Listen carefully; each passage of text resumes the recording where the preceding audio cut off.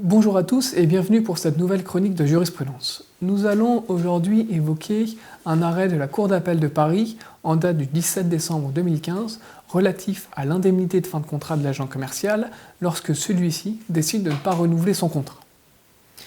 Dans cet arrêt, un mandant qui a conclu 2 contrats avec l'agent commercial dénonce les 2 contrats à leurs termes communs. Pendant la durée du préavis, le mandant propose à l'agent commercial de conclure un nouveau contrat.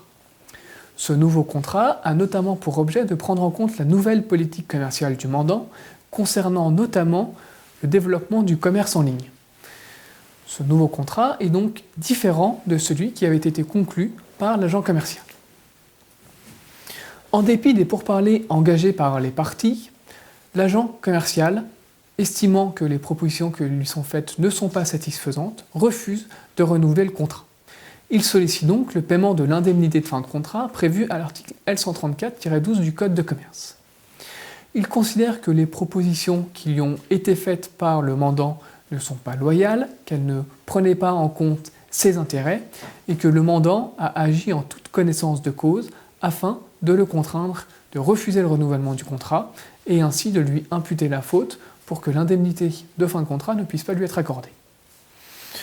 Pour sa part, le mandant fait valoir au contraire que les propositions sont parfaitement loyales et que la cessation du contrat est en réalité imputable à l'agent commercial, de sorte que celui-ci doit être privé de l'indemnité de fin de contrat. Dans son arrêt, la Cour rappelle tout d'abord qu'il ne peut être reproché au mandant de vouloir se réorganiser en fonction de d'une évolution économique. Elle juge à ce titre que la volonté du mandant de vouloir renégocier le contrat d'agent commercial pour prendre en compte le développement de sa politique commerciale concernant les ventes en ligne ne peut constituer une cessation des relations qui lui serait imputable. La Cour indique à ce sujet que l'article L134-12 du Code de commerce vise bien la cessation des relations et non la cessation du contrat. Elle considère donc que le renouvellement d'un contrat arrivé à son terme ne doit pas donner lieu au paiement d'une indemnité de fin de contrat à l'agent commercial. Pour déterminer si la cessation des relations est imputable ou non au mandant, la Cour va apprécier de manière minutieuse les propositions et contre-propositions des parties et leur comportement pendant les pourparlers. La Cour relève tout d'abord que le mandant a proposé à l'agent commercial de commercialiser de nouveaux produits en plus de ceux qui lui étaient déjà proposés, ceux que l'agent commercial a acceptés.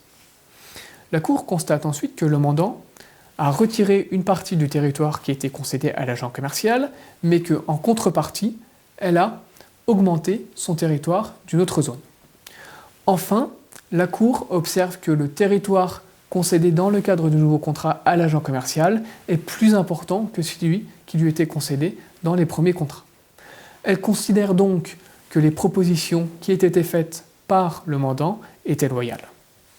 En revanche, elle observe que l'agent commercial n'a pas décidé de renouveler le contrat sans démontrer que les propositions qui lui ont été faites auraient modifié de manière substantielle les conditions économiques de sa relation contractuelle avec le mandant.